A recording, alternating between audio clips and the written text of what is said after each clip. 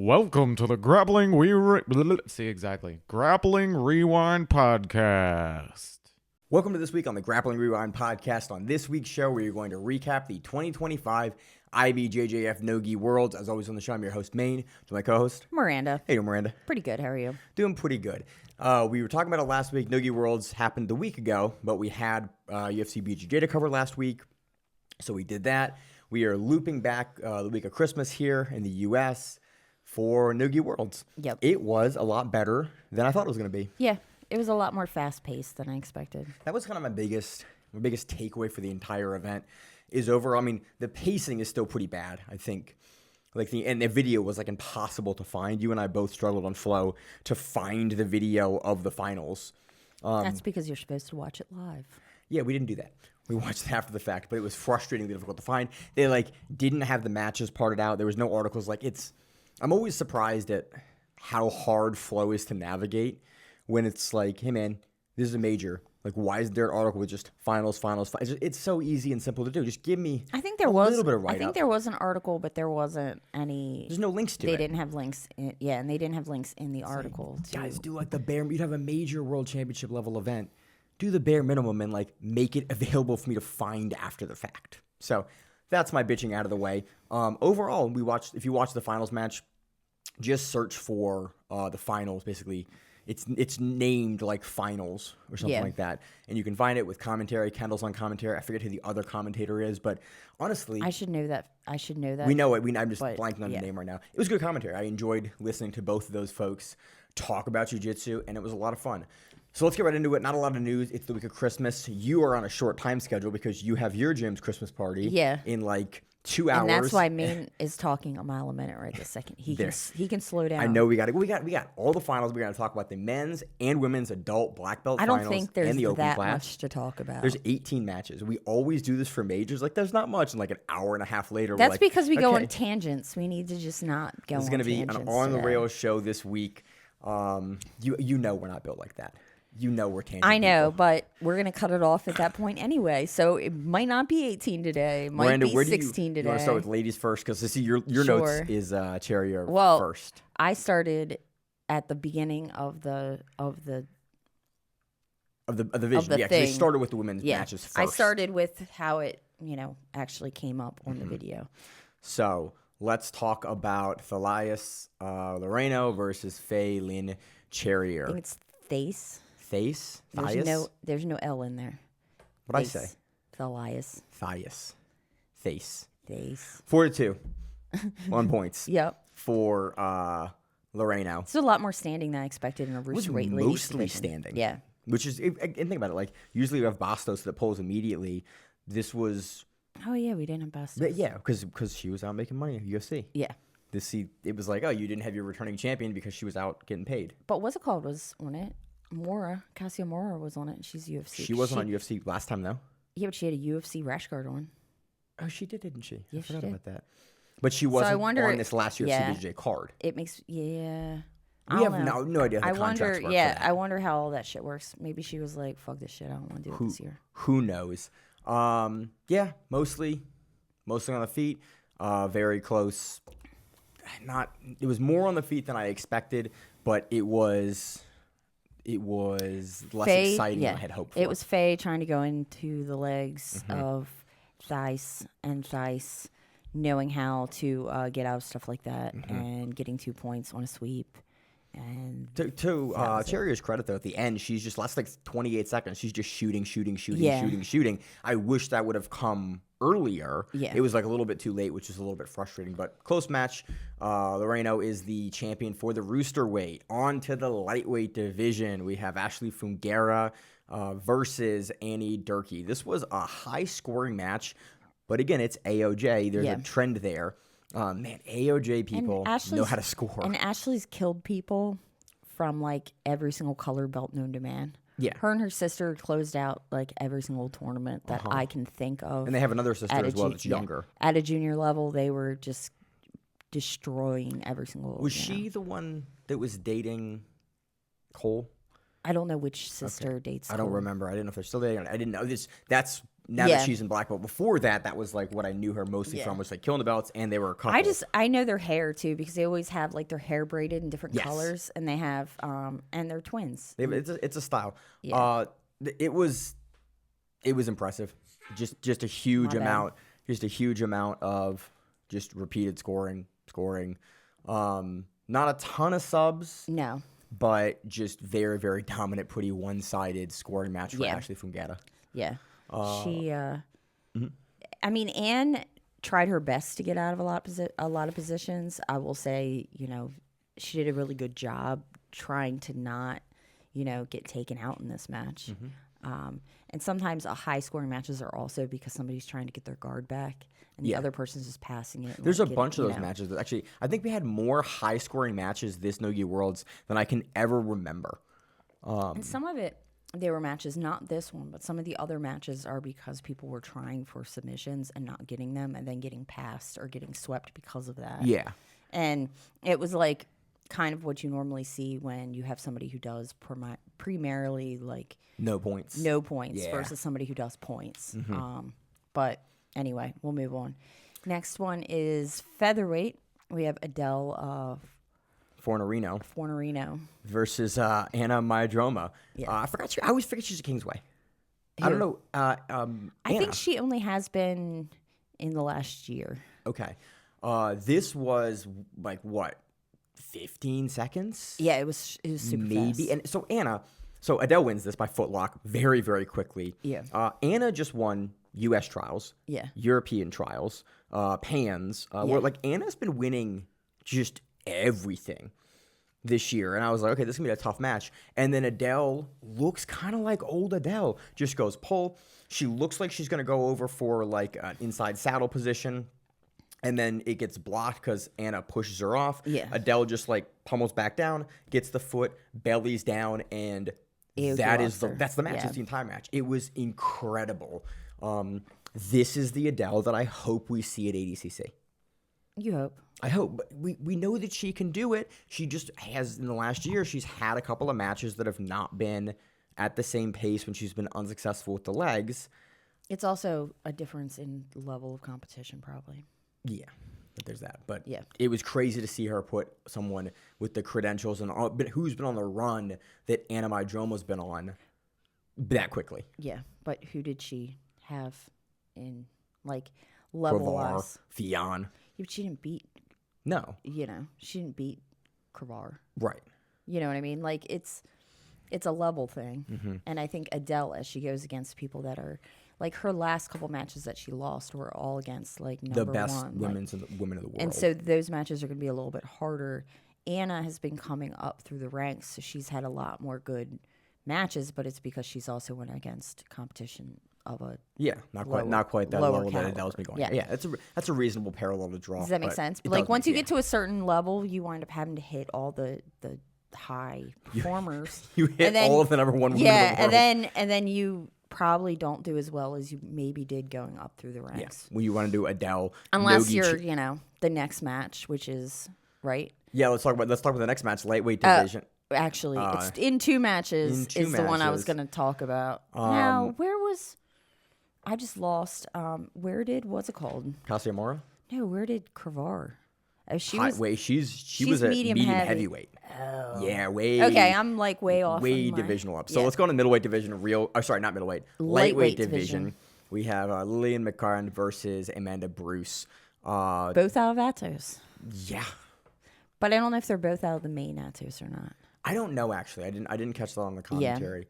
Yeah. If Amanda is, she's out of the main Atos. She's out of Atos San Diego. Yeah. Yeah. I don't know about Lillian, but it looks like she's a teenage. Is she a teenage prodigy? She's listed as 19 here, but I don't know, and I don't necessarily trust how I got my notes. So. But yeah, I'll look at that up as we go. Rina Kachokwan. She looked really good. Good passing. Gets to the back, locks it in, and finishes it. I think this was the one. There was a couple that were finished super, super late. I think this might have been one of those matches. Yeah, this was like in the last like 30 seconds. Yeah, it was late. It was like she was winning, and then she puts a stamp on it. I was really, really impressed. Again, I always like when people towards the end, like in IBJJF, the last like 90 seconds of a match, or really 2 minutes is what I would like to see. They start up on points and they start gunning for the finish. It's like, hey man, you're up. You know you're up. Even if you lose the sub, you're still not gonna, you're still gonna win the match because you're up on points. I like people being a little less risk averse and like, hey, show me your game. Like, it might not be the best tactical decision to make, but as a fan and as someone who's like, I want to give weight to the world championships, I want to go and see what you can do in those last 90 seconds. Like, hey, you're winning. You should be able to, you're good enough. You should be able to keep winning here. Try to put them away. Like, show me what you can do. So I like to see that from Lillian, was like that finish late in the match. Yeah, Lillian she is that young. She's 19? She's Atos International. She's Canadian. Okay. But it is wild how many like 18, 19, 22, 25. Like, I realize that I have very much aged out of the competitive landscape of the sport. But it looks like she got her black belt at the same time that Andre's daughter did. Sarah Gabao. Yeah. So, There's a picture of all of them on the podium there, Brown. So they're all very new black belts, then a year or so for black belt. So yeah, and Bruce has been around. Like, Bruce has been in that gym for a long time. So it's more of probably like the old guard versus the new guard. Even there's only a 6-year gap. Yeah. Bruce is 25, and like she's now seen as the old guard. Like, that's crazy how young the sport is starting to skew at the top levels. Let's not speak of this, because then I start thinking about the fact that my child is almost 19. So there's that. Yeah, we move on. Moving on to the middleweight division, let's talk about Elisabeth Clay versus Rebecca Ferreira Lima. Elisabeth Clay looked fucking amazing this NoGi Worlds. Like, she's won it before. I think this is her fifth one. I'm pretty sure did you know that she hit like guillotines? I watched 3 or 4 of her matches. Dude, she's got a good guillotine setup. And she did an interview and was talking about how like she really likes guillotines and she'd much rather do them than leg locks. And like, but she doesn't get them competitively very much. Yeah, because that's something I know she hits them, but it was really funny because I watched a couple of matches and I was like, oh, that's a guillotine win. That was a good guillotine. And then I watched another, I was like, oh, it's another one. Well, and she tried tournament. like in this. I'm trying to think if this is the match where she. No, this is a heel hook win. No, yeah, but her earlier match in this division. No, but if you watched her, sometimes when she went to pass the guard, she jumped the guillotine to try to like get something else. Like, how she gets into saddle in her absolute match is she jumps a guillotine and then misses the guillotines and goes into the saddle and starts going into the legs. So this is not that I'm anywhere near the level of Elisabeth Clay. This is how I've kind of constructed my game. Is like, I hunt the head super hard. If they yank out, they'll try to push you away when they do, and they leave their legs behind. So it gives you, like, you have both ends. It's like a knee bar and a guillotine. Clay has a kind of a similarly constructed game, it seems like now, where she's jumping and hunting that head and then forcing a level of defense. So, like, go back and watch some of her earlier matches, because there's 2 different guillotines that she hits in her semifinals and quarterfinals, I think. Yeah, we don't know if it's weight or absolute, where she has this really interesting guillotine setup. She hit all guillotines in her absolute. It was absolute rise, I think. I don't know about her weight, but she was 8-8 for the day. Yeah. So she all did subs, all divisions, which is just wildly impressive. Really nifty guillotine setup that I liked, and I'm like impressed to see her finishing it, because you can look at her shoulder position when she's doing it, and a lot of people will get like, you'll watch them jump a guillotine as like a solution to a problem that's happening. Yeah. Clay, it's like a PEMDAS thing. She'll jump the guillotine and then force you to like actually defend it as a sub as opposed to a counter. Yeah. Like, people that hit guillotine counters, it's really impressive, but the percentage on them is pretty low. Yeah. When you hit it, it's like, oh my God, it was awesome, and it's impressive. People that throw them proactively, like Clay is doing here in a couple of matches in this tournament, it's a really, really good tool, because it just forces such a strong level of defense. Again, it's why people stand completely differently in jiu-jitsu than they do in other sports. Like, this was impressive. This finals match was really just old school Elisabeth Clay, a little less play in the knee bar, a little more kind of railroading it into 50-50, and then just consistently having really good leg position. There was an interesting moment. Might have been this match or another match that I want to note because I'll forget it later. I saw a bunch of people this tournament doing heel hooks in the crook of the elbow again. And I haven't seen that in a couple of years. And it's like not really, they're not ever Oh, getting you mean it. like the hug? No, like the here, but like instead of having it on the forearm like you do now, like modern jiu-jitsu, people still have it on the crook of the elbow like you were taught like 15 years No, ago. she did it in quite a few of her matches. And she's finishing low yeah. and she's going back and she's adjusting the hand position. But it's really interesting. I'm seeing it more in this tournament than I've seen it in the last couple of years at this level. And it's just something I noted in watching a lot of these finals matches. I'm like, why are people... And no one's getting it. No one's getting it from that grip. But we're seeing that grip come back. Getting it if she's using that grip. But she punches it down. Like, she'll start there and she'll punch it back down to where it should be to finish. It was just an interesting little thing I noted. It could just be to hold on. Maybe. I don't know. But it's just not something we've seen the last couple of years. And this tournament, there was like 4 or 5 matches when I went, okay, why is that come back at this level? It was just interesting and it is unusual. I'm not seeing it in ADCC, but in this tournament, I saw it a bunch and I was like confused as to why that grip had come back. So it was neat. Clay finishes a really nice outside heel hook here on Lima. Puts Lima on the defensive for most of the match. Yeah. And looked really good. Yeah, Clay also like is Gumby in the way that at one point I thought she was passed in her leg. She just like pulled her leg around. Oh, yeah. And just like stuck it in front of, like if I tried to do that, my back would like. Almost like a jailbreak where she can like put her leg in front of her and then she will use it to force the arm down and then you have to press away from her and she goes into you for the legs. And I'm like, and it's some wild men's roosterweight, Shea Montague did that as well. Yeah, he did it too. I'm like, that is so, if you ever played with someone that can do that, it is so frustrating. I'm pretty bendy, but I feel like I don't have strength when I'm in that spot. Like I can get there, but like I don't have the ability to push once I get there. So I don't even know how you build that. Like what muscle that is that you've been at a high level since you were 15. Yeah, like you have some kind of. Now she got mom strength too. You got some weird ass like extra back muscle that does that. It was cool though. Again, Clay's entire run was awesome. We'll talk about her in the finals. Anything else on Clay? Nope. Really go watch her whole run. It was one of the more fun runs of the entire division for any of the men or women because there's just so many subs. You just watch like the diversity, like the consistency of her sub game, and I always like to see that in a world level tournament.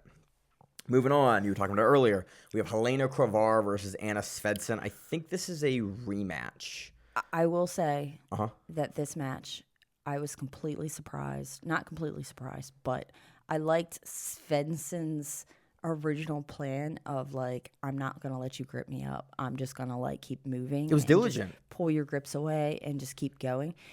It doesn't get you in and it doesn't get you past, but it keeps you in for longer. You're not just like walking into her guard and allowing her to like play her game. You saw Kravar have to like come in, and you saw it was a pretty even match, and then Kravar finally kind of gets that distance closed on Anna, and then it becomes very much like one-way traffic. Yeah. Where you're like, okay, and she racks up what, like, how many points did she have before the finish? 19 or something? I don't know. I don't have it written down. Yeah. I think it's 19. I think it was like 19 points. Okay. And then she does exactly what I want to see from someone.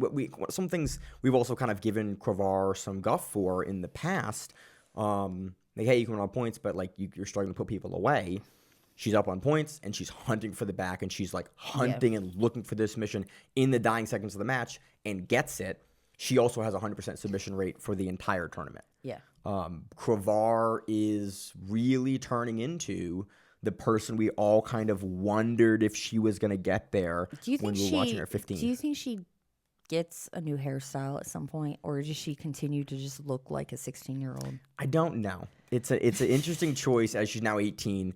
The whole style and the whole the whole branding is like she's very recognizable. Yeah, and I kind of think if you're gonna be like who but is at it? a certain point you gotta you don't have to, man. Yeah. Who was it? Like Chuck with like the Iceman with like his look and the mohawk. He's like in his 40s, like still has it. Like there's if you have a branding, if you have a branding point look, the pigtails do not go. You and my wife both have a huge problem with the pigtails. I don't have. It's not a no. I have a bigger problem with the fake eyelashes, but pigtails. I don't have a problem with it. I just think at a certain point it comes off as skanky. Well, in my opinion, it is certainly a look. And like her hair, like she definitely uses her hair against people, which Because it's not tied up. It's all like kind of in your face a Yeah, little bit. it's like I would be so pissed. I'd be pulling her hair. Like I would be getting. You get very frustrated by this. Yeah, I get frustrated by really small weird things and hair. This has been a consistent one over the years. Pretty much. So anything technical on the match? No, but I liked the way that Svensson, as I say her name 20 times wrong, the way that she at least at first had a good game plan of like kind of keeping her away and trying to enter. But yeah, Crevard is kind of unstoppable at this point. Yeah, I'm really curious. I want to see her. We just saw it, but the match with her and Adele. I'm kind of really curious in like another year what that looks like. If Adele can change that up, if Crevard continues to improve at the rate she's improving and can widen that gap. I think they also protect Crevard. I think Crevard is like they take specific matches for her, but they always have, and I think that's honestly that she gets a lot of kind of shit for that. But I think really for like athlete management, it's a good idea. Like we see the Atos guys do it, we see Danaher do it. Like generally speaking, if you have a phenomenal athlete, you want to bring them up in a certain way where not like boxers do it. You see, like there's a athlete management is a real important thing. But that's a little bit different. It is. That's a little bit different. A little bit different, but well, we can talk about that in the outro. So that Crevard looked phenomenal. Continues to look phenomenal. Still 18, not even 19 yet. So a young black belt, and the first world title, I think, at black belt. Yep. Moving on, let's talk about Cassiamora versus Nia Blackman. So Cassiamora's up a couple of divisions here.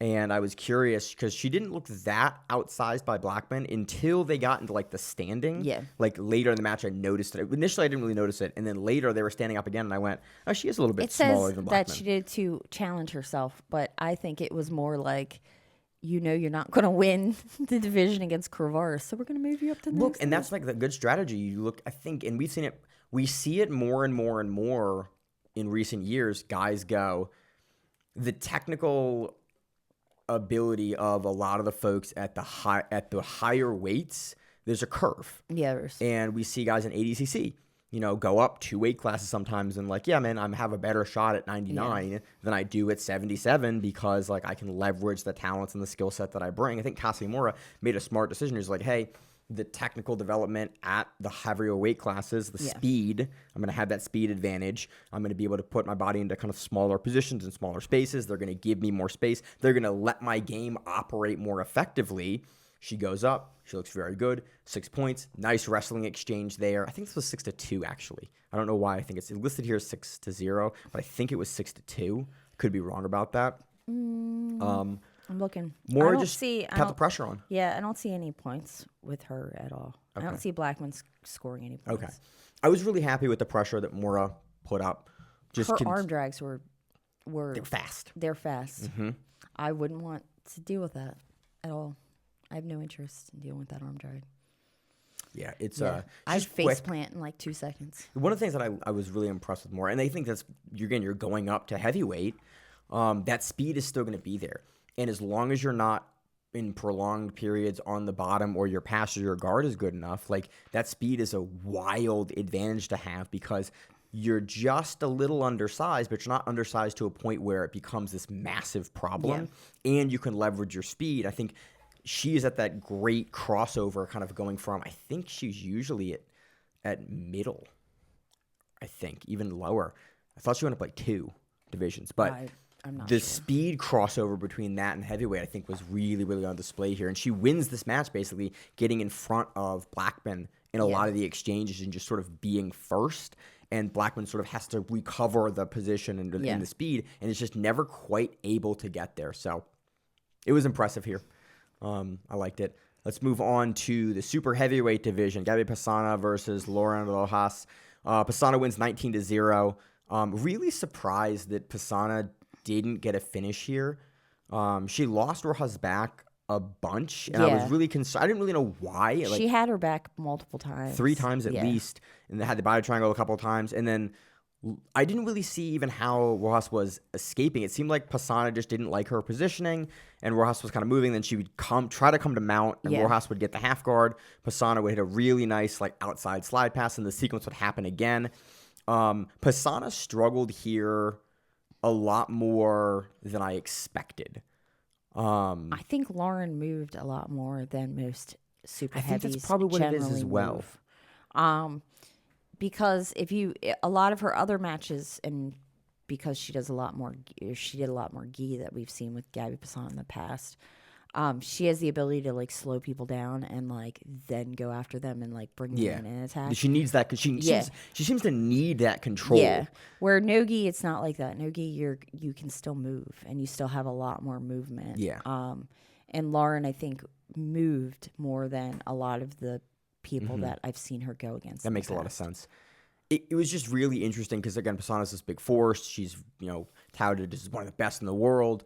It was concerning. The middle of the match pissed me off, and I'll say this because they even stop it and show that Gabby definitely pulls, but like pulls without grips, which is a penalty. But then they don't give it to her, and they show the video, and I don't know how you watch that video and don't see it as her a pull without grips. Yeah, it's. And then they just started like everything's fine. Like it's IBJJF. IBJJF is gonna IBJJF. You never know, but Why are you stopping the match that long to look at the video and not do anything about it? Yeah, anyway. It was interesting. So she doesn't get the sub here again. Commanding points win, but It seems that Pessanha needs those grips and the control that the gi gives her, and in nogi, I think she has a bigger hill to climb if she can't outsize and outstrength people, which, again, generally she's able to do very, very effectively. Yeah. But I think if she runs into more people that can kind of contend with that or just are willing to move and stay active and stay mobile with her, with her current stylings and her current, technical development, I think she's going to run into a lot of problems if she can run into someone like that. Yeah. I think she's a little bit insulated by the speed of the super heavyweight division in a lot of this. And the reason why her points were so high, this is a match where Lauren did a few times go into her legs and then get past. And then she really was actively trying to do things. And some of those points came from those exchanges. It wasn't a wall install match where she's holding and clamping onto the half guard and doing she did nothing. grab her back, but she got out almost every single time. She tried to wrestle up. She did her best. Yeah. It's Gabrieli Pessanha is a hard person to. She'll just be in front of you and still she stays active enough. And I saw a lot out of Pessanha too because you saw her take her down at one point, got a single leg off. Rojas trying to wrestle up, she singled her and all stuff that you wouldn't generally see out of a Gabrieli Pessanha match. The pacing was I was happy to see that she could at least keep pace. Yeah. During that, but the level of control concerns me. Yeah. So, anything else on that? Nope. Let's move on. Let's talk about the open class for the women because we're here. Might as well, unless that's going to mess up your notes. No, it's fine. Elisabeth Clay versus Gabrieli Pessanha. I don't want to just berate Gabrieli Pessanha. They went against. We can say that they did go against each other in the 2025 NoGi Worlds semifinals, and Gabby won by straight ankle lock. Yeah. Gabby tried it again here. Yeah. But without the pressure of the gi and the control that the gi gives, she was booting into a lot of ankle locks from really poor positions. Yeah. And it was very funny because on commentary, kind of Riesing is talking about it, and she used some very, very nice language to describe the ankle lock that she's going for, and then you see the ankle lock she's going for, and it's that outside ankle lock that you hit. I mean, it's a bad ankle lock. It is not a technically good ankle lock. If it works, then it's an ankle lock. It does, but my problem with it is, and we've seen it. We've seen Gabby hit it on Brianna St. Marie, the exact same ankle lock. But my problem is when you run into someone like Elisabeth Clay, and this is what I talked about a couple of weeks ago when we saw Gabby make her debut at Who's Number One. I was like, she's going to run into a diligent leg locker where that one ankle lock that she has when she has no control of the outside of the knee and she's just grabbing and trying to boot down, she's going to run into someone where that's just not going to work. And she continues to get that enough where I don't think she has another option. And I think the other thing is she's still new enough doing them that she still leaves her feet hanging. Which Elisabeth Clay a couple of times you just saw her go, oh, I'm going to take your foot. You saw Elisabeth Clay almost begrudgingly go if you're going to leave your foot there, and then you see her just run through it. The roll that Pessanha does to get out of the first ankle lock off the mat gets scored against her, which I think is reasonable because it's a submission off the mat. I was really concerned that Pessanha, when she's doing that rollout, isn't really doing any knee line management. Like, she is simply just rolling and trying to roll, like, to essentially roll escape out of it. Yeah. And with someone like Clay, you're really just, that's not going to be a viable way to get out of that unless you're saved by the edge of the mat. Typically, in like modern stuff, which you'll see is make that roll to like try to spin out of the heel hook. And as they're doing it, they're what I call it push the pants down. Yeah. They're pushing the knee down, and every time they roll, they push the leg down, so they spin, push the leg. Pessanha's specifically not doing that. She's hands out and using her hands to roll and not as much using her hips to roll. Yeah.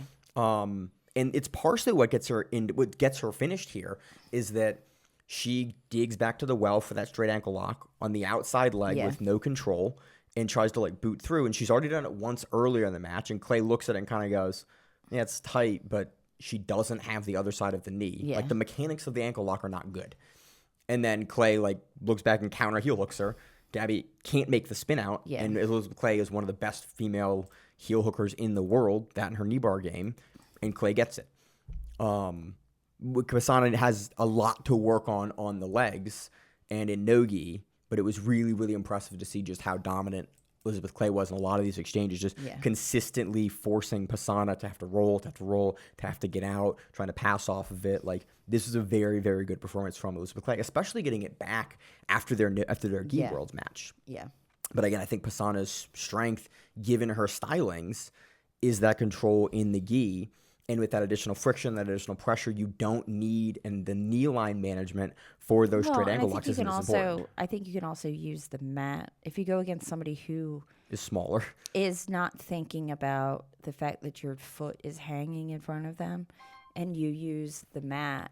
Because she uses the mat as her outside leg. Like, rather than having an outside leg, she uses the mat, which you can do, but you have to flash it so hard and so fast that they tap before they have the thought of, oh, I'm not And he's really, free outside. you know, I'm not really in trouble. And so the problem is, like, with somebody who's not used to doing heel hooks, which is going to be, you know, there's certain people she goes against that, you know, aren't going to be as... like aren't going to make the leg pass over like Clay will make. Like Clay will be cool. I'm one of the I've heel hooked the best woman in the world. Yeah, I can absolutely and will go to this on you. And she's used to be like squished and flattened, so it's like not a big deal to have her like, you know, squished beneath her, and to figure out how to get back into the position she needs to get into. So, you know, it wasn't as hard for her to beat what Gabby would throw up.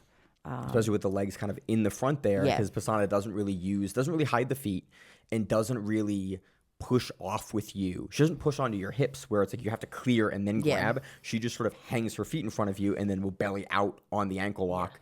And she's strong enough generally to be able to put enough pressure into your ankle where that's perfectly fine and works. It didn't work with Clay because I think Clay's used to that. She's seen it before. She's been got by it before and now knew what to look for and what changes to make in her game. I would favor Clay in this matchup again, very, very similar methodology, unless Pessanha really looks at this match and makes some fundamental changes to the way that she is attacking the feet. Yep. So we'll see. We will see. Neither would surprise me on that. Let's talk about want to start with men's open class or also men's small guys? I mean, we can go into. It doesn't matter. Let's go into the rooster weights first because that's the order that your notes are in. So that makes the most sense. My notes also have ultra heavy first because they did ultra heavy first. They did. So do that they ultra wouldn't heavy do first. that and then the finals. But that's fine. I can just always come back. Right. And that match wasn't. There wasn't a lot going on in that. Wasn't match, the most action packed match. No. Let's talk about. I was surprised. Okay, let's just go to that one because I feel like being. What weight did you start in? Ultra heavy. Ultra heavy. The very end, the very last division, Julissa versus Roosevelt. It was quick.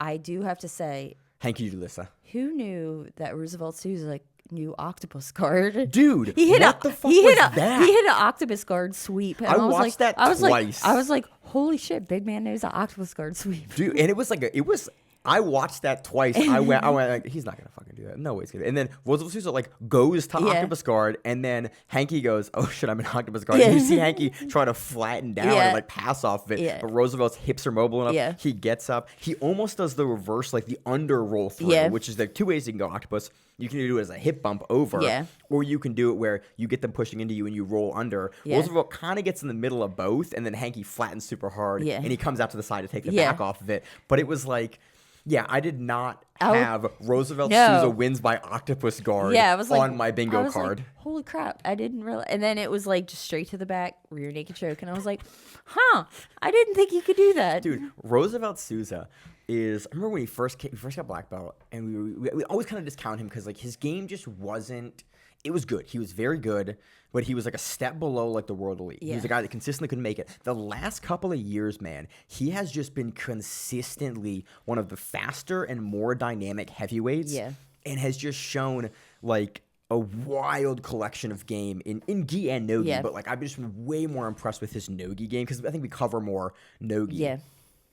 Consistently pulls out stuff that just makes me really, really impressed with like the technical depth of his game to deal with a guy as big as Hanky is, because Hanky's basically Hanky's. I was just surprised that he actually did it. I was like, that he got it. I was like, no, he's not doing that. No. Credit to Hanky though, he blocks it down. He flattens and tries to avoid the octopus guard, and then Roosevelt goes, "I'm getting flattened by a guy known for just heavy top pressure and push." Like that's how Hanky wins trials when he wins trials. That's how he wins when he medals at these big events.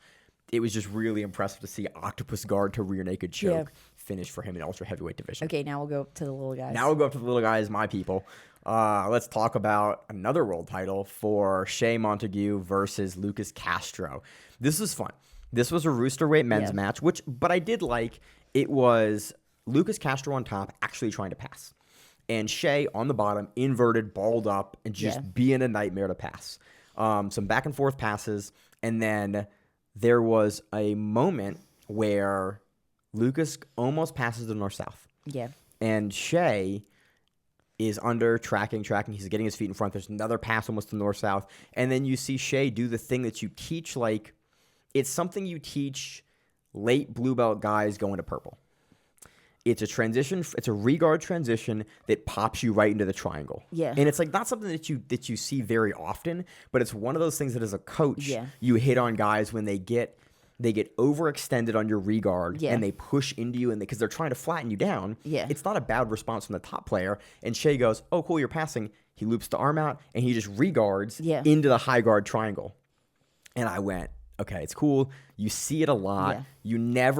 You don't usually in finals see it finished because some guy realizes they're in a triangle, freaks out, lifts. Lucas Castro lifts, and Shea was like, "Cool, I am on you. I want this." And they stand up. Yeah. And Shea is just in this, like, not even a triangle, just in the diamond position, standing. And I went, all right, there's two ways this can go. Yeah. ADCC, he lets him lock and you slam like a champion. Where in IBJJF, you can't slam. The problem is you slam like a champion and put yourself out. You slam into the triangle. You slam yourself into a triangle. There's that. And I went, okay, Shea probably has the ab strength to lift up and like finish this standing. Yeah. And he kind of hangs out there. I went, okay, I don't know how this is going to play out. Lucas then tries to kind of adjust, and Shea lifts as they come down. Because Lucas cannot slam, he has to put Shea back down to the mat. As he's committed, Shea can go, cool, you're putting me down to the mat.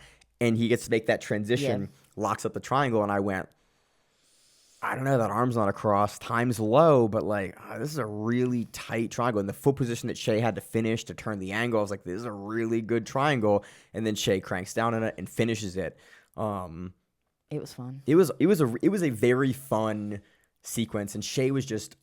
I like Shea because the entirety of this match, and credit to Lucas Castro as well, these guys didn't play it like a roosterweight match. They played it like two guys looking for the finish. Okay, sort of. There was a couple of back and forth sweeps that the guys accepted. Yeah. There was one moment where Shea sweeps, and then like, Lucas goes to the bottom to sweep, and then doesn't stand up. Yeah. And I went. It wasn't the normal, like, it happens 5 million times. It wasn't the 50-50 teeter-totter back and forth roosterweight match. But it was nice to see Lucas consistently actually trying to pass in a roosterweight match. Do you think we also don't have some of the the normal people we see in these divisions because yeah. it's ADCC season and Yeah. there's Money on the line for, some drugs in the system. well, maybe might be there. They do test now for NoGi Worlds. I think your amateur tested. You know what I events mean? are- Like you don't see some big names in here, and I wonder. You don't if see some there's guys reasons. that for sure can't pass a drug test. Look, we'll talk about it. Certain guys don't do these at tournament work because you can't pass. They might win, they can't pass a drug test. Yeah. There's no shot in hell they can pass a drug test. I mean, no, So nowadays they do tests. At least they're getting smart enough that they realize that, and they're not just They're doing not showing up and running. running, The classic. trying to jump on an airplane. What a funny sport we do. So yeah, Shea is a nice triangle finish here. Really fun match. I actually really enjoyed. I enjoyed this match because it was, again, it wasn't your standard Roosterweight finals match where you're like, yeah, man, you swept back and forth. It was actually like Shea looking for the legs on the bottom and getting a couple really good bites for an outside heel hook from the saddle. He doesn't go for the cloverleaf like I thought he was going to go for. He uses it to sweep. Like, this was a very dynamic, fun match from both guys. I liked it because it was my people. Yep. You see, I can't. No, there's no way in I hell. don't know if you're. I'm not making 55. Yeah, anymore. I don't know if you're. There's not. I don't no know way if in they're hell. your people anymore. Back in the Dizzy, they used to be. I know. but Back in the Dizzy, that- I used to be. I that probably small, can't make. but- I probably can't make light feather. I probably can make feather maybe. I'd be sad making feather nowadays. Truthfully. So let's move on to the light feather division, 61.5 kilos. We had a final of Marcos Gomez versus Clever Barbosa. This is Clever unable to pass. A little bit. I mean, He's trying. He's trying. He's working. But he's unable to pass Gomez. And then Gomez is like, he's up I by see- 4 points or he's 2 like, points. I see your legs. I'm gonna go into your legs. I think it's 2. Is the only. I thought it was 2 or 4 points. The scoring was actually pretty good this time. Yeah. There was very few matches that had like a weird score Yeah. issue. Past couple years we've had more of those. This was a good event for It them. might have been. I don't know. For some matches I kept track of points and some I didn't. Gomez was like, I'm going to go into reverse close guard on you and confuse the fuck out of you. Was that this match? It was one of them. There's a This couple. was the match with I thought Hopstock. Hopstock did that as Hopstock well. does too, Yeah. but Gomez does it too, because he goes, yeah, right, yeah. I don't remember. It's the majors are always super hard because it's so many matches back to back to back to back back. And my biggest problem is because the IBJJF makes everyone wear like relatively similar kits. Yeah. Everyone looks so similar. And you got to do it by faces as opposed to like ADCC. I can look at guys and go, cool, he's in the bright orange rash I think card. he does. He's in the purple rash card. I think he kind of like goes into it a couple times. And he gets it from the top, actually, if I recall Yeah. correctly. He like sits into it on the top and Yeah, then finishes with a really Gomez. nice Because inside my heel note hook. is Gomez goes into the legs from reverse guard after guard pass. So like, Okay. he tries to pass Clever's guard. Clever won't let him pass, so he just jumps like reverse guard on him, which is a really funky position. Because this was the match where they're like sitting there and they're just kind of looking at the camera, and I'm like, this is a weird. We're in a weird. It was ass I sport. remember this being a specifically odd match. Yeah. There was 2 matches for men's that were just like kind of weird. Hopstock like, was the other one. That one I understood. Like the Yeah. tactics I understood. And that one, there was this one and there was another one. I forget which one it was. They were kind of made me just go, I don't really know what we're doing right now. Yeah. But Gomez takes a heel hook win here. Any other kind of notes on it? Anything No. specific of technical note? No. Let's talk about a match that made me sad. Featherweight division, Gianni Grippo loses to Marcos Mendez, 8-6. This was a little bit frustrating for me. This is also Grippo down a division. Down? He's usually lightweight, isn't he? Feather. Yeah. Yeah, so he is I thought down. he goes back and forth. He's been lightweight for a while now, but I think now I think he goes back and forth. Yeah, because he just did trials at 66 kilos, Yeah. so it makes sense that his weight is on for just going to featherweight because it's only 1.5 kilos above the 80 or 1.5 kilos above the ADCC limit. This was such a weird match because Marcos Mendez wins this on points 8-6. But this is a repeat of the 2023 World No-Gis where Grippo in semifinals beat Marco Mendez by a hidden arm triangle. Okay. So they've went against each other before. This was a match that in almost any other rule, in any rule set that's not points, Grippo handily takes this. Yeah, submission attempts and everything. Just like that. everything. Like Marcos Mendez gets up by 2 points, and they're back and forth, back and forth, back and forth. And Grippo at the end, they're 6-6. Grippo gets scored on because Marcos comes up. Yeah.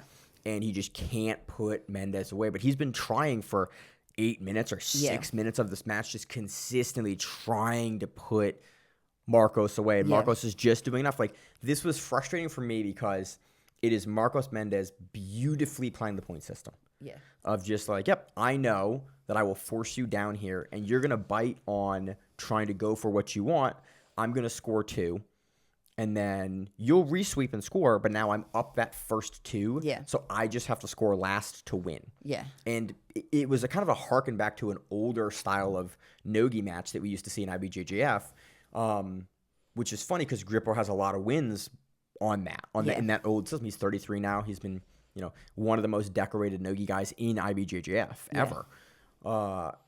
He just can't put Marcos Mendes away, and he's now changed that style to be way more hunting on the submission than really he ever has before. In the last couple of years, Grippo has really gunned into the submissions a lot more. He puts a lot more guys away than you would expect. Yeah, he does. And he just can't put Mendes away here, and Mendes outscores him, and I went, that was close, because it was just a very, very impressive performance from Grippo, just with the activity and the amount of sub. I think he's up 3 or 4 advantages just on sub attempts here. But Marcos Mendes gets those points and just rides it. When you're doing a points tournament, that's unfortunately something you have to pay attention to and have a corner that's paying attention to as you get closer to the end of your match.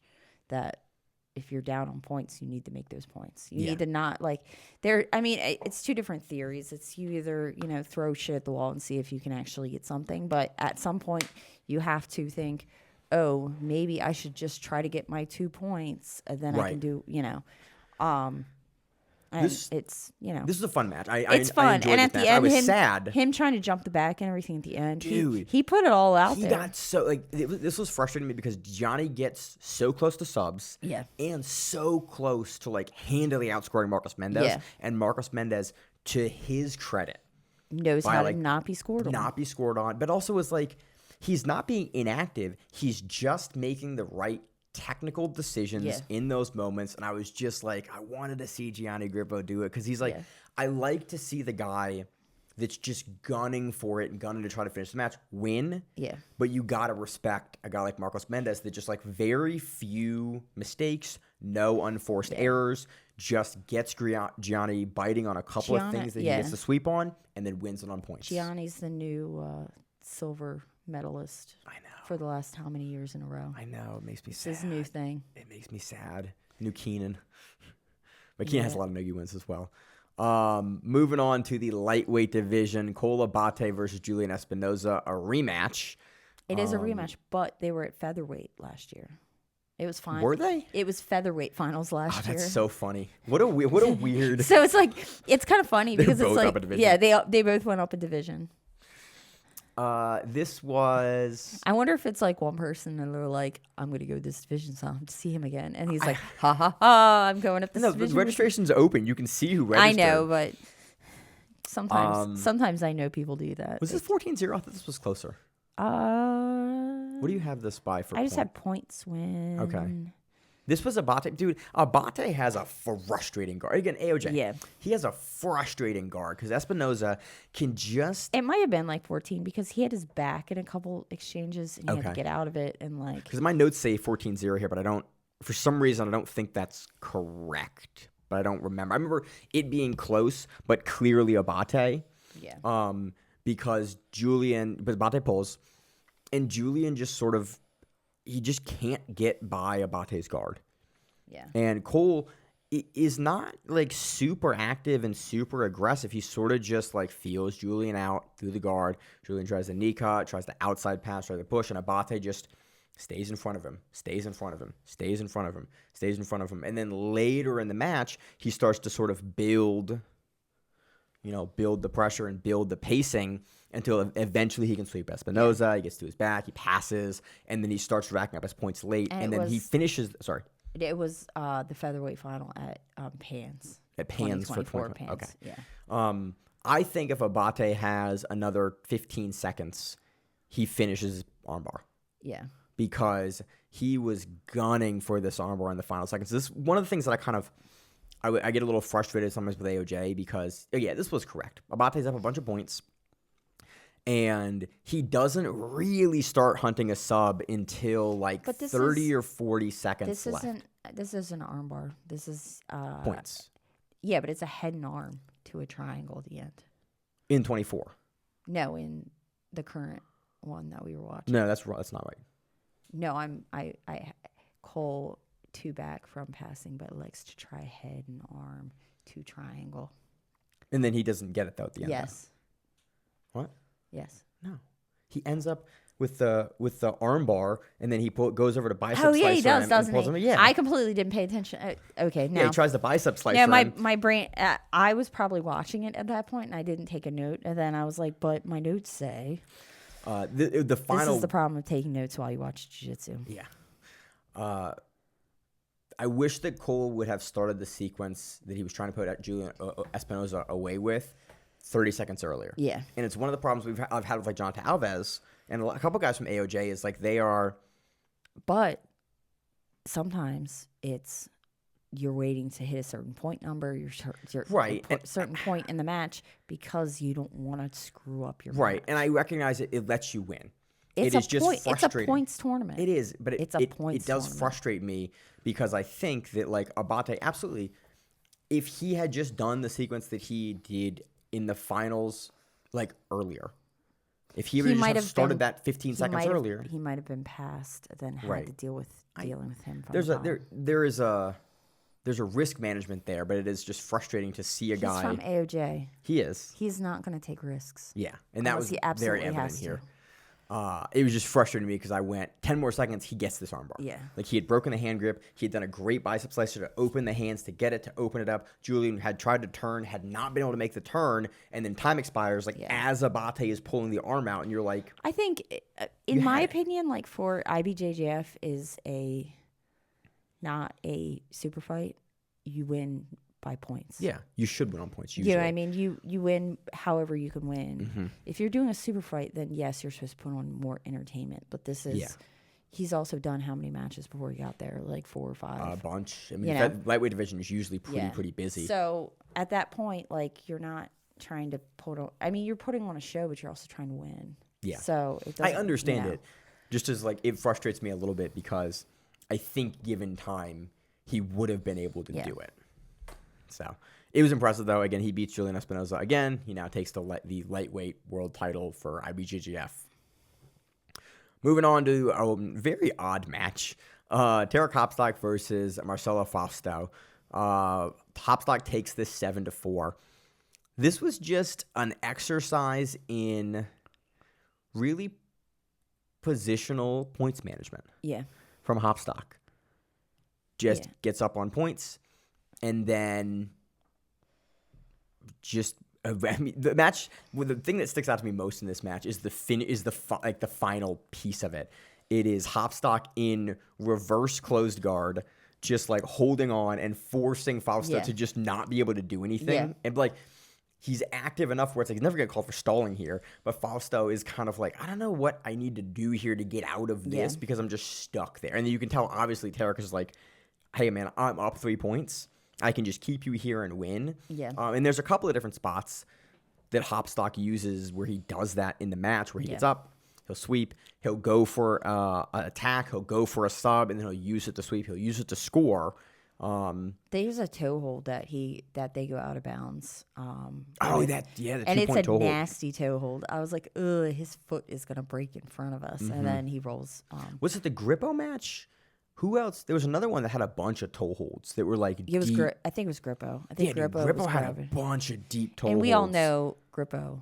We know Grippo. Grippo, baby. Grippo. I love it. That he's gonna, if it's there, he's gonna take it. So yeah, dude. Yeah, on Mendez. Yeah, there was like 3 different toe holds where I went like, man, Marcos is just playing with the razor's edge of his shit just snapping. But to his credit, man, he gets out, he wins it. That was another impressive piece from Marcos was just like the willingness to play on the edge like that and not have Grippo be able to break your foot off. Yeah. I was wildly impressed with that performance. So I honestly don't have a ton on Hopstock's performance. It was just It was just unique. It was some unorthodox jiu-jitsu. I always forget he's Norwegian. But he did it in a way that he didn't screw himself over points-wise. Yes. He knew how to do it without. And he was being coached by... Langacker. Yeah. He's in his corner. And I was like, look at that. And he was in corner for a couple people. Miss Tommy Langacker. Yeah. Moving on to the heavyweight division, we have Paulo Jaworski defeating Gabriel Abroad via inside heel hook. Dude, I always want to have Paulo is a smaller guy. Paul Jaworski. I always want to have him as a Powell. Yeah. I always want to have him as a smaller guy. I always forget that he is like 90 kilos. Yeah. He is not a small guy. For some reason, I have him as like a 45er. I think because we put him in the same as like Shazinski. And Shazinski really isn't that small. He just cuts to be that small. He cuts a ton, but it was just like, for some reason, I have in my head, he's not a medium heavyweight. Because he plays a game of a tiny man. Yes, he does. Like, he plays a small man game. This was an awesome finish. Yeah. Jaworski pulls early, and then eventually goes to... Like, it's pretty immediate. It's like it's a variation of a backside 50-50 knee bar. Yeah. That I like a lot. It's a knee bar that I like a lot because what it does is it puts you in this shit spot as the standing person because you're going to get knocked over. Elisabeth Clay uses a variation of this as well over the years. It's K-guard, but you go around the corner. Yeah. It's K you end up in backside 50-50, but the entry's the same exact thing as that K-guard entry. And because you're backside 50-50, what happens is you have to fall. The standing person doesn't have the balance to either A, push your legs down to actually clear the knee line. Yeah. Or not just get knocked over and make a scramble. Yeah. But if you know that someone's going to fall, somebody usually can't defend while they're falling. Yeah. And so you get this next beat, this next tempo of a leg lock shot on someone as they're falling, which is exactly what Paulo does here. Yeah. He goes 50-50, and then as Broad is falling, he switches off to the heel hook. Broad falls, and Jaworski just goes on the heel hook. Yeah. And that was the finish. It was nice. It was great. It's a sub that I understand very well, and so I always like to see stuff that I understand that I've pulled into my game over the years. I think he won pans too, didn't he? Or Europeans? Did he? Either pans or Europeans. Did he get? I thought he got screwed in something. Like he should have won but didn't win. Was that Paulo? I thought there was something that we thought he won and he didn't win. I don't think. Or it was trials or something. There was one where he got taken out by someone, and then we went and rewatched it because somebody messaged us. They were like, "Hey, go back and watch his quarterfinals or semifinals match. What do you think here?" And I was like, "Ooh, that was tight." Yeah, I don't know. It was something that he got that he should have probably won. It ended up not in the finals. But man, it was a really, really nice finish. Paulo is a problem for your legs at this weight class. Yeah. Anything else on this one? Nope. Moving on to the heavyweight division, let's talk about Javier Barter versus Fares Balkandem. Just had a win over Sanji. Yeah, dude. Javier was just like, I'm going to jump on your back. I don't want to be here anymore. Yeah. This match is what, 20 seconds? Yeah. Something like that. Javier just bolts out, Yeah. double legs. Fares goes, oh shit, and then goes to turtle and turn. Javier jumps his back, rear naked chokes. End of match. Yeah. I mean, he fights it.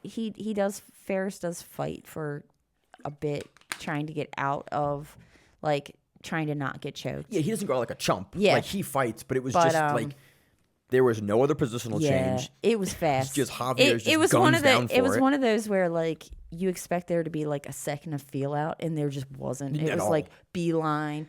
I'm going to take you out now, sir. Yeah. I have no other notes. It was impressive. It was very quick. That was the entire match. Javier Barter wins by rear naked choke in the finals. Moving on to the super heavyweight division, we have Nicholas Majalik versus Robert Norris. We just saw Nicholas. What did we see him in? Asian trials. It was okay. That's what it was. He won Asian trials. Okay, that's why. I was thinking. I was watching his matches. He had the brightly colored the pink and yellow rash guard. Okay, Yep. That was him. Yeah, I was looking at his name. I was like, he just won something. What did he just? We just talked about him on the show. He's also Nogi Euros and pants. Yeah, he's been on a run this year. Yeah. He's out of Atos. Dude, 17-2. Oh, I read the wrong one. This started out My bad. He did not. It wasn't Nogi. That was Jaworski. Paulo. Yeah. I just have what's his name? Nicholas Majalik. Majalik. I I always try to pronounce both Ix and like Lick. We're probably pronouncing it incorrectly, but that's why the bumper since 2018 on the show has been, hey, if we're screwing up your name or we're screwing up a name, please DM us. Yeah, I know he Please won. let us know. I know he won trials. I don't know about his history in the IBJJF. Okay, I was not familiar either. Like I recognize him mainly from trials. I read the wrong note. And we've seen him before, but this was like incredible, man. Puts up a ton of points. This started off where like they were close in points. Right? Mora scored, and then Nicholas just kind of hits the gas and starts running away with it with and pressure and passing. Austin does jump into his legs quite a few times. He just can't seem to do anything from it, and Nicholas has a really good way of like separating the legs and kind of going to the back from Austin trying to go. This is like twice, I think. Yeah. And he has seems like a really consistent way to just sort of every time I see someone do that, I always think about like studying Felipe Pena doing that to Gordon. Yeah. And just like studying that in their ADCC match and their Studio 540 match and just like looking at how he did that, because that is like back then it was not a common thing to do. Yeah. But it is like the way when someone gets good at that you can have a really high level leg lock or go into your legs and then take the back off of it. Yeah. It's like just do what Pena did that one time, two times. And that's what Majalik does. I was curious if he was going to get the finish here, but he just sort of runs out of time. But a commanding points win after I think it was 2-0 at first, and then Majalik comes back 17 points. Yeah. It was just a wildly impressive performance. We have way more high-scoring matches in this NoGi Worlds finals than we have. I think it's also people going after things, because I think this is Austin going after the legs and him passing from it. The pacing of this entire tournament was way better than any other year I can remember. Yeah, they definitely, everybody was gunning for it. Now, I do have to say, if we look at their ages, they're all probably quite young. I mean, Hanky is the oldest at 36. And if you think about it, it's a lot of new blood, where it's not like you're going against a seasoned competitor where you can watch all kinds of film and figure out how they're going to do it and how to you can game them. Like Johnny's 33, the second oldest guy in the division. Roosevelt Souza is 32, I think. The chick that went against, Hanky is like 36. Hanky's 36. He's the oldest guy, I think, in the finals. But I think the chick that goes against Elisabeth Clay is 34. Okay. In her finals match? Yeah. But still... Yep, you're right. They're not... There's a lot of like... There are some seasoned people that have been around for a long time, but there's also a lot of new, like, younger... 25. People that, like... 28. Yeah, that you're trying to go after somebody that still has still has the fire and the gas. Like Roosevelt Souza, we saw a lot more activity out of than we've seen sometimes in the past. Though he's 32. Yeah, it's interesting to see that dynamic change. I also just think overall we're seeing a couple things in like changing in NoGi. Generally speaking, people can wrestle now, and we've seen that for a couple of years. But with the prominence and kind of rise to ADCC, wrestling I think has really entered as like a skill that you need to have now. Yes. And like it's not acceptable to not be able to do that, at least at some level, if you're going to go for world titles. Yeah. We're also seeing, I think people realize that what we realized in MMA 10 years ago was like, if you're just keeping a higher pace, generally you're going to win more matches. Yeah. If you're just in front, you're just the person in front of those matches, you're just going to win more of them. And so we've seen that like really slow glacial pace where it's like, hey man, I'm going to work for 10 minutes on this body lock pass and get it in the last 30 seconds.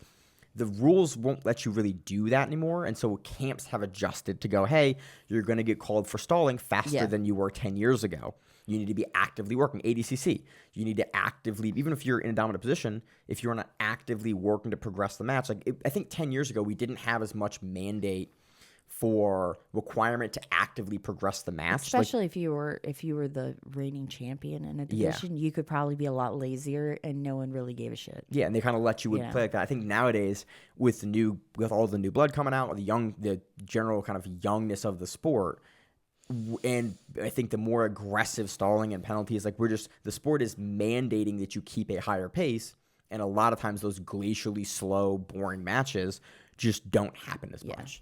I thought we had another match with Roosevelt Souza, and we have men's open weight. Men's open. Because we had Roosevelt Souza and Elder Cruz here as we're talking about pacing. Yeah, This was a boring match. It was not super well paced. It was Elder Cruz. I can't find the notes for it.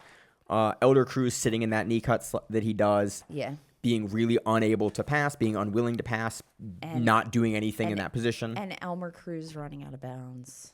And then eventually Roosevelt Souza pushes the pace on him. Yeah. And by the second time when Elder runs out of bounds, they actually reset them with Roosevelt in a position to jump the back, and he jumps the back on him. But it was just, like, again, I like Elder Cruz.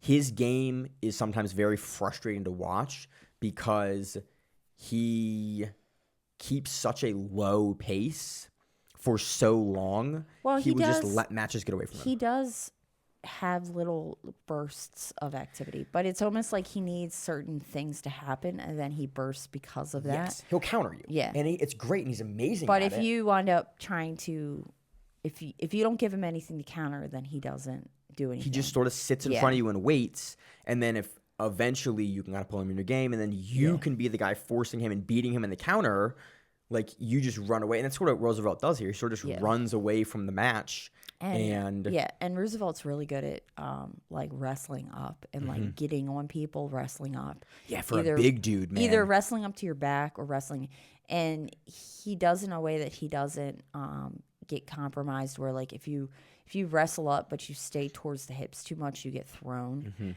He like never gets thrown. Yeah, he has a way of like his climb. He tends to stay behind you. Yeah, like a smaller guy. Like he does a back take here on Cruz where he like throws like a kiss of the dragon almost. Yeah, where he like throws Cruz down and then he's on and Cruz is like going to turn the hips, but Roosevelt is already up and like already controlling the hips and like just not letting Elder Cruz ever get away from him. And he gets a rear naked choke here. Very impressive. But again, I was more watching this match frustrated with Elder Cruz's game because we know he's good. I mean, you're good enough to make NoGi World Finals an absolute.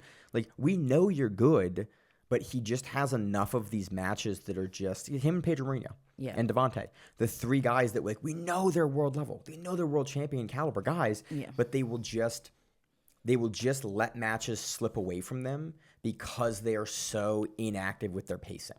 And it's just frustrating because, like, it works so well until suddenly you have a guy that will just beat you in areas on pacing. Like, Roosevelt Souza can out-explode Elder Cruz. Yeah. And he's the bigger guy. And so he wins this match cleanly by rear naked choke because Elder Cruz can just never counter him.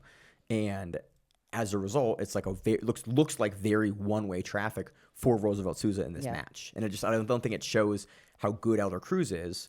But because he has that pacing problem, we talk about this happening not inconsistently to Elder Cruz. Yeah. And it's a little bit frustrating where it's like, hey, man, I know you're real good. I know you can do it. Yeah. Why am I seeing this problem so consistently in your game? So that does it. What do we have for time? I think we're good. We're good for time. Bingo, bango. Anything else fun going on this week? No, but I did watch Andy Varela take a wrestling match against Bo Nickel. That's wild that he did that. I haven't seen it yet. So you were talking about on the pre-show about it. It wasn't. I mean, he got tech-falled, but you kind of expect He's big Bo Nickel. Yeah, I kind of expect that. You kind of expect that. They got out of the first round, which that's embarrassing. I think they got out of the first round, if I remember it correctly. But that was interesting. RAF is an interesting thing. They also Yoel Romero, baby, my guy. Dude, like 48 years old beat Pat Downey. And allegedly some of the scoring was actually a little bit. So the 4-point exchange like is a little, I mean it's a little suspect. It's a little suspect, but the double that he hits at the very end, dude, was like a clean double. That's like, a 50-year-old guy doing a double on you. So allegedly he like jumps around like Miami like jiu-jitsu and wrestling clubs because that's where Yoel lives. Yoel. And Yoel just like chills and like jumps around places and everybody knows he's a beast and like he just hangs out there. He's a silver medalist, multi-time world level. In my head, the way I have him is like if you think of like the older like Cuban man with the little shorty shorts and like the hat. And the open shirt. Yeah, and the open shirt. And he's just kind of like, and the flip-flops, and he's just kind of walking around We have the same view of who we think Yoel Romero is. That's who I think he is in real. I don't know if he is or not. And then he takes a wrestling match and you're just like, oh, you're a monster. Dude, his back. I don't even know. I don't even know what to say about it. The man is built different. There's a Yoel Romero. We don't talk about Yoel Romero a lot. So Polaris posted something today. But he's going to go in the beginning of January. He's going to go against Bo Nickel. I saw that. And that's in Miami. Want to go? In January? That's like coming up soon. Maybe. Yeah, it's coming up. It's coming up way too soon. We'll see. But I have I have the pay-per-view channel thing. Okay. It's within my 30-day trial. And then we'll find a new 30-day trial to use because I refuse to pay for Fox. But that's besides the point. That's reasonable.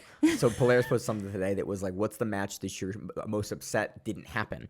And one of the matches was a Romero match. One of the matches was like Ash Williams versus Ryan Hall, which is the match I was most upset about. But it was funny. We were talking about Romero, like, oh, yeah, he was going to fight on Polaris, and we just didn't get to see that match versus Owen. It was versus Owen Livesey. Yeah. That match, we just never got to see that match. Yeah. But it what was else funny. did I watch? Oh, I watched really bad boxing. I watched Anderson Silva still be my GOAT and knock out Tyron Woodley. I love that. That was I watched Anthony Joshua knock out Jake Paul. Had a good time watching that, too. The funniest was, like, when Anderson Silva, like acted like he was gonna throw a leg check kick. knee. Like a knee and Woodley bites on it, and that's the finishing sequence. Yeah, I was like Anderson, you're still my GOAT. Yeah, he's an interesting dude. Simon texted me that finishing sequence. He goes, dude, and then he didn't say anything. He just texted me that. Dude? No, he didn't text me. No words. Yeah, just a link to that finishing sequence, and then I responded back. I was like, still my GOAT. Like I love it. So I got into the sport when Anderson Silva was either becoming the champion or the champion, like UFC. And I got to watch his entire title run and like all of his fights. I got to be sad when he broke Legner Weidman and got knocked out. Like, and so Anderson has always. I remember watching Anderson's dream fights and pride fights. His post fight, he said he wanted Chris Weidman to box. I heard that, and I was like, I don't think. And didn't Yoel go? He misspoke. He meant Yoel or something like that. Did he really? Somebody said that. I forget who it was, but I was no. Like, Yoel wants Bo Nickel, and so Yoel beat Cale Sanderson, which was Bo Nickel's coach. Yeah. So that'll be an interesting. Which is such a wild era thing. You're like, Cale's been retired for. He's been coaching Penn State for a long time, and Yoel's still out there doing the thing. Yeah. If you want to see a crazy Yoel Romero moment, go back and watch his first pro fight in Germany. It's like a yellow mat, and Yoel Romero standing ankle picks a guy in an MMA fight. He just he throws it, and then he just reaches out and then ankle picks the guy. He's like, dude, you are in a fight, and you ankle picked a man. Like, he can kick you here, and you just did, that is for how much of a freak athlete you are. There's a GIF around it somewhere you can find it back in the day, but I looked up the record, and it was a fight in Germany, so it was because he defected to Germany. Yeah. It was the first MMA fight that he took was that, and he's just standing out. I mean, he's probably in his prime as a wrestler still. Actually, probably early 30s as a wrestler still, but it was wild. So it was a fun weekend of combat sports and fights. Yep. And I got nothing else. What do we got next week? We have Christmas in 3 days. I don't know what we're going to talk about next week. We'll have to figure that out. We will figure it out. But we might talk about moments of the year. We got to do that too. Yeah. All right, we'll see it. Or something. Anything else? Nope, that's it. All right. As always in the show, I'm your host, Maine, my co-host, Miranda. And we are the Grappling Reruns. And that where it is. Stay safe. If you like the show, please consider sharing it on Facebook with the folks at your gym. It's the best way that we grow the show, and we really appreciate it. You can reach out to us on email. We also have Instagram. We have Facebook. We have Twitter. We have Google+. Until that shuts down. We have a website. If you have an event you would like to have us cover, please let us know. If you have a name, like most people do, and you'd like to have us stop butchering it, let us know. Reach out to us. The show is also available on YouTube, Spotify, in addition to iTunes and every other podcast service. We very much appreciate your time, and thank you.